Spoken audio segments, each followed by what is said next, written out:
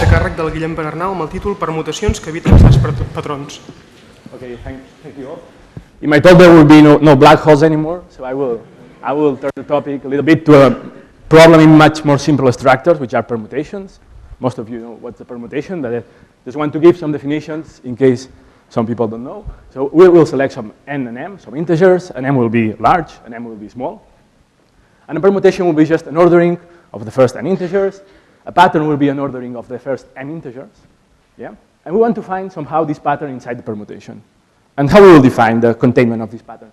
So we will say that the standardization of a consecutive fragment of the permutation gives me some pattern, and this pattern is just a pattern of length m that have the same relative order than this fragment of permutation. So imagine here, have 1, 4, 6, 3. So the pattern, this standardizes to 1, 3, 4, 2, because it's the relative order among the elements. Yeah.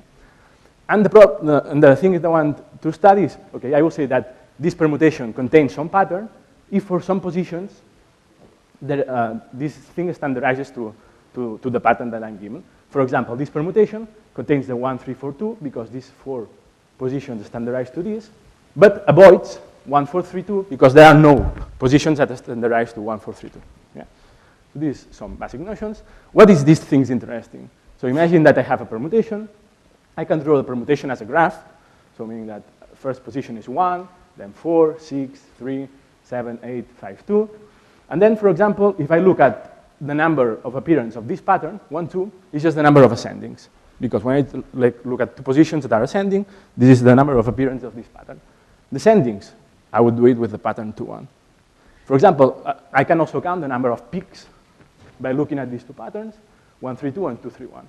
So, for example, I have here one peak, and here another peak. So it's interesting to study these patterns to understand how permutations work. So which is my problem? My problem is the following one. Imagine that I define, for any pattern, I define some quantity that is just the number of permutations of length n that avoid this pattern, that doesn't contain this pattern. Yeah, and I want to study this number. So the first question I can do is, okay, let's compute this number exactly. But this turns to be very hard in general. So for a general n, this is impossible to do. Well, impossible, very hard to give an exact expression. So another question that we can ask is, okay, so among all the patterns of a given length, which is the easiest one to avoid? Yeah, so we have the permutation of length m and the patterns of length m, and we want the easiest one to avoid. So there was a conjecture of Elizalde and Noy from 2003 that says that for any pattern of length m, this number was always less or equal than the same number for the what is called the monotone pattern, which is just the numbers ordered increasingly. 1, 2, 3, blah, blah, blah, m. Yeah? Let me just give an example of why this thing should be true. So imagine I take n equal 4 and m equal 3, and I take this pattern. This pattern is the monotone pattern because it's 1, 2, 3. And then this permutation of length 4 contains this pattern, this one also. All the ones in red contain this pattern. But the ones in black avoid them. So this number would be 17 because there are 17 black numbers here, black permutations. Now I can change the pattern to 1, 3, 2, and there are other permutations which now are in red because they contain this 1, 3, 2, but these ones, black, I have 15 of them. Yeah?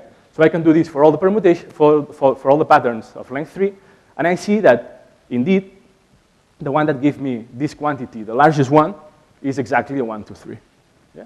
So what we have checked is this conjecture for n equal 4 and m equal 3.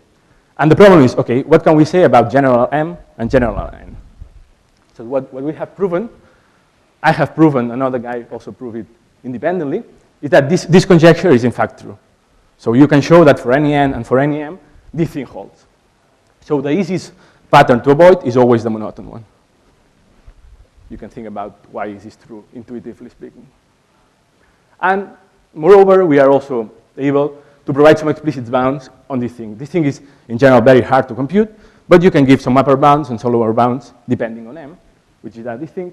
You can see n factorial is just the total number of permutations, and this is just the fraction of the permutations, and this is an upper bound on the fraction of permutations that avoid the given one. So this is all I wanted to say, and if you have any question, I will be pleased to answer during the coffee.